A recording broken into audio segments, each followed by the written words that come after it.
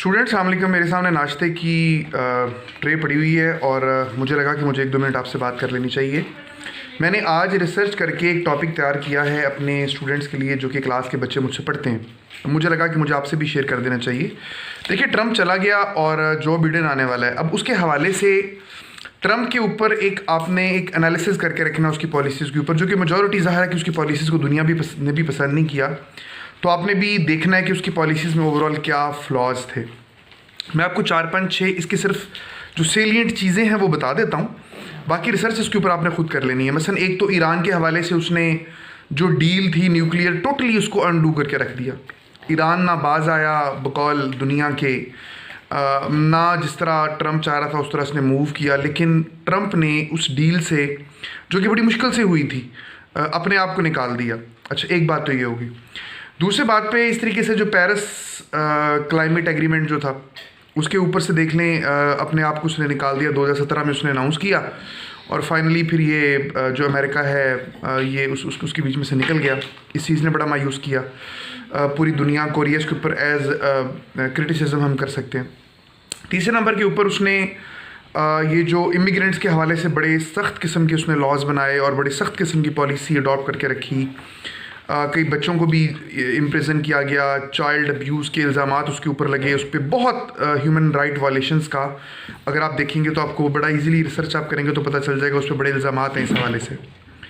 फिर रेसिज्म के हवाले से बड़े इल्ज़ामात हैं। रेसिज्म उसके दौर में बहुत ज़्यादा प्रमोट हुई और उसने बड़े रेशल कमेंट्स जो हैं वो पास किए मुख्तलिफ मुल्कों के ऊपर भी, फिर अपने कांग्रेसमैन के ऊपर भी जो कि बॉर्न अमेरिकन हैं मगर दूसरी रेसे से ताल्लुक़ रखते हैं।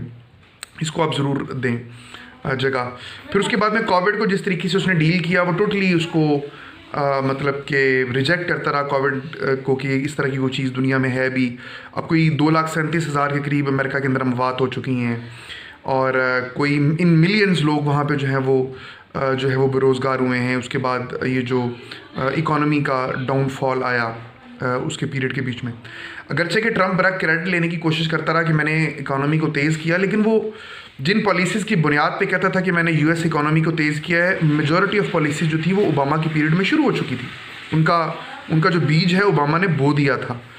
तो ये सारी की सारी चीज़ें हैं। अच्छा, फिर अफ़गानिस्तान के बीच में वो उसने बड़ा उसकी पॉलिसी थी कि जी मैं जंग ख़त्म करूँगा, वो जंग ख़त्म नहीं कर सका।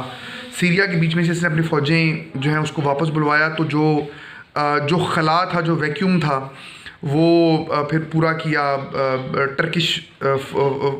इन्होंने क्या नाम है कि रशियंस ने साथ टर्किश अलायंस के साथ साथ ईरान ने इसके ऊपर क्रिटिसिज्म है कि इसने अपनी फ़ौजें वहाँ से वापस बुलाई।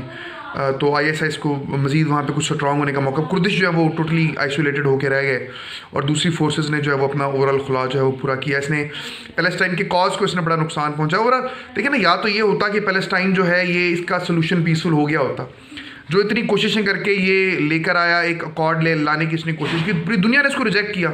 मुस्लिम कम्युनिटीज़ ने उसको रिजेक्ट किया, पैलेस्टीनियन ने इसको रिजेक्ट किया, वो वैसे ही है। अफ़गानिस्तान का मसला अभी भी वैसे ही है। तो ये ओवरऑल क्रिटिसिज्म है जो कि इसके ऊपर जो वो किया जाता है। मुस्बत पॉलिसीज़ में इसने कुछ टैक्स रिफॉर्म्स की हैं, अपने कुछ टैक्स को स्लैश किया, इसने कम किया, इस तरह की चीज़ें हैं कि 2-4। तो ओवरऑल दुनिया के हवाले से अगर हम देखें तो उसकी पॉलिसी की बहुत ज़्यादा मुस्बत नहीं रही। इसको आप ज़रूर तैयार कर लीजिएगा। कोई क्वेश्चन हो तो मुझसे शेयर करें। और ज़ाहिर है कि मैं आपको उतनी डिटेल में तो नहीं पढ़ा सकता जैसे मैं अपने स्टूडेंट्स को पढ़ा रहा होता हूँ, लेकिन मेरी कोशिश ये है कि मेरी बातों से कुछ ना कुछ आपको गाइडलाइन मिल जाए कि आपने काम किस तरीके से करना है। Wish you best of luck. Allah आपके लिए आसानियाँ पैदा फरमाए।